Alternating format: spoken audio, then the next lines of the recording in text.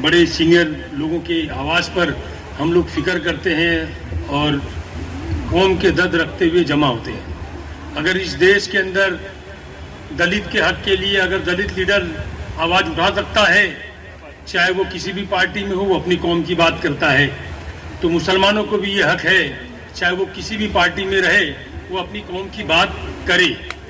और अगर पार्टी में रहते हुए मैं या हम सब लोग किसी भी पार्टी में रहते हुए अगर हम लोग अपनी कौम की बात नहीं कर सकते, अगर हम कभी अपनी कौम के वफादार नहीं है, तो उस पार्टी को भी मालूम होना चाहिए कि अगर मैं मेरी कौम का वफादार नहीं तो पार्टी का भी वफादार नहीं हो सकता। और यहाँ जो लोग आए हुए हैं वो कौम का दर्द रखते हैं, वो कौम के वफादार हैं।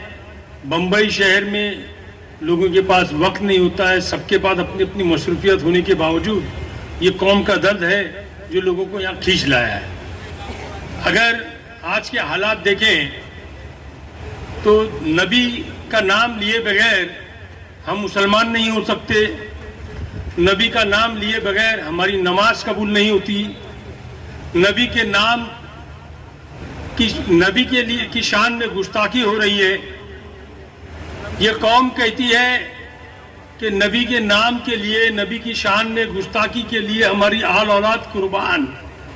और हम अगर ये सोचें कि हम अगर सड़कों पे आएंगे, नबी की शान में जो गुस्ताखी कर रहे हैं उनके खिलाफ बोलेंगे तो हमारे ऊपर केस बन जाएगा, तो ये हमारा ईमान कहाँ से होगा। हमको बड़ी सोचने की ज़रूरत है, ये फिक्र करने की ज़रूरत है कि हम लोग कहाँ हैं। हम लोगों को आज बम्बई शहर के निज़ाम भाई हमारे से ज़्यादा जानते हैं। बम्बई शहर में 36 सीटें हैं आमदार की, पूरे महाराष्ट्र की बात नहीं करके बम्बई शहर की बात करें। 2019 का चुनाव हुआ, कांग्रेस ने उम्मीदवार दिया, 4 सीटें जीत के आई।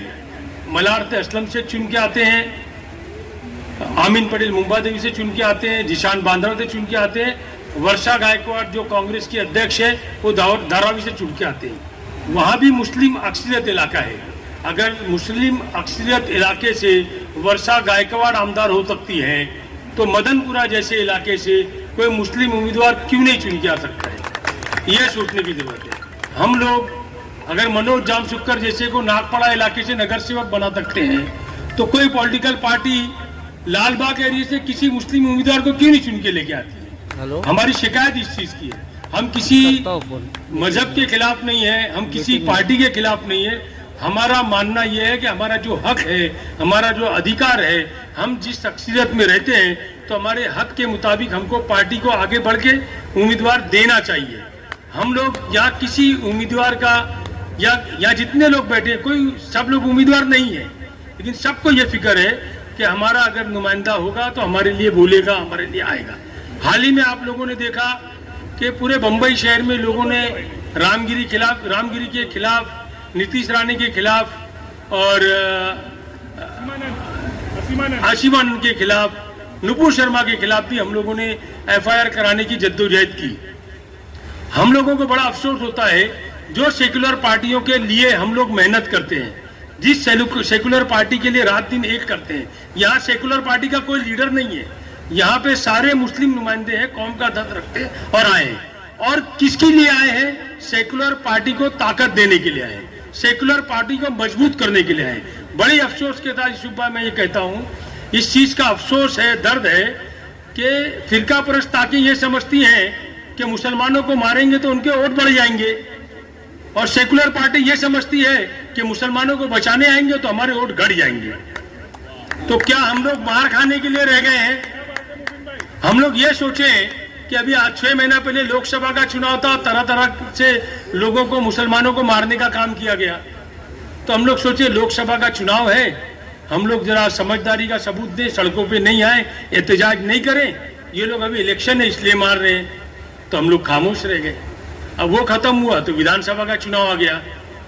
अब हमारी नबी की शान में गुस्ताखी करने की बात कर रहे हैं, हमारी मस्जिद में घुस के मारने की बात करें। अभी भी हम लोग ये सोच रहे हैं कि अभी विधानसभा का चुनाव है, सेकुलर पार्टी हार जाएगी, मुसलमान CM नहीं बनेगा, यहाँ मुसलमान होम मिनिस्टर नहीं बनेगा, सेकुलर पार्टी का CM बन जाए, सेकुलर पार्टी का होम मिनिस्टर बन जाए, उसके लिए हम लोग मार खाएंगे और हम लोग खामोश बैठे रहेंगे।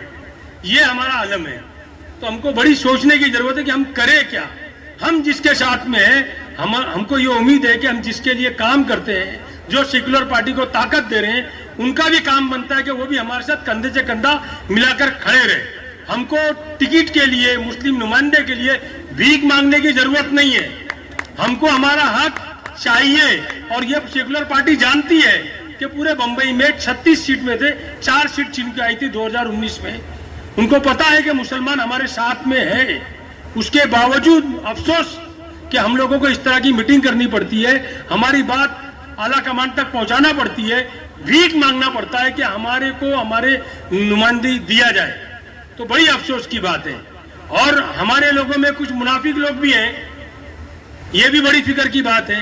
अब ये बताएं, ये तो मुफ्ती आलिम बता सकते हैं, मौलाना कश्मीर साहब हैं यहाँ पे बैठे हुए हैं। ऐसे हालात में भी कि जब हमारी नबी की शान में गुस्ताखी की जा रही हो, मस्जिद में घुस के मारने की बात की जा रही हो, अजान पे पाबंदी की जा रही हो, दुनिया का जुल्म किया जा रहा है, उसके बावजूद भी हमारे मुनाफिक लोग इंडिपेंडेंट खड़े रहने की बात करते हैं, किसी को जिताने की बात करते हैं। तो ये भी सोचने की जरूरत है यूसुफ भाई यहाँ पे कि हम लोग ऐसे लोगों के लिए क्या किया जाए। आप लोग जो हुक्म करेंगे, सब मिलके जो राय होगी, इंशाल्लाह हम लोग आप लोग के साथ में। अपनी बात मैं खत्म करता हूँ। किसी को मेरी बात बुरी लगी होगी तो मैं माफी चाहता हूँ। शुक्रिया, खुदा हाफिज।